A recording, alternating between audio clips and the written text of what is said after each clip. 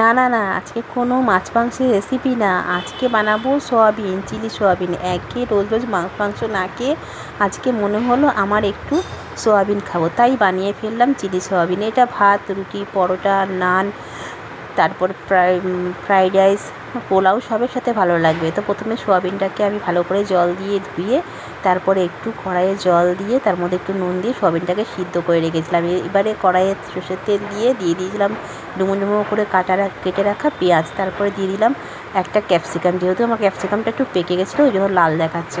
তারপরে দিয়ে দিলাম পেঁয়াজ বাটা, এবারে দিয়ে দেবো রসুন কুচি আর দিয়ে দেবো কাঁচা লঙ্কা কুচি। এবার সব দিয়ে খুব ভালো করে নেড়ে ছেড়ে দিয়ে দেবো স্বাদ মতো নুন, দিয়েও আবারও খুব ভালো করে নেড়ে চেড়ে যে নুন থেকে জল বেরিয়ে এসছে, এবারে ওপর থেকে আমি দিয়ে দেবো লঙ্কার গুঁড়োটাকে দিয়ে ভালো করে নেড়ে ছেড়ে সোয়াবিনগুলোকে দিয়ে দেবো। এবার সোয়াবিন দিয়েও আবারও ভালো করে নেড়ে চেড়ে এবারে দিয়ে দেবো আমি সস। প্রথমে দিয়ে দিলাম টমেটো সস, এবারে দিয়ে দেবো চিলি সস।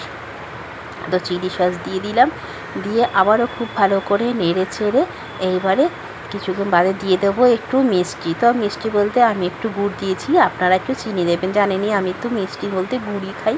তো একটু দিয়ে দিলাম মিষ্টি, স্বাদ অনুযায়ী মিষ্টি দিয়ে নেড়ে চেড়ে আমার সোয়াবিনটা প্রায় হয়ে এসছে। এবারে আমি এটা নামিয়ে নেব। আপনাদের যদি ভালো লাগে আপনারা এইভাবে খুব চটজলদি হয়েও যায়, খেতেও ভালো লাগে। রাত্রিবেলা যারা রুটি খান তারা অতি অবশ্যই একবার হলেও এটা বানিয়ে দেখবেন। আজ এই পর্যন্ত, সবাই ভালো থাকবেন, টাটা।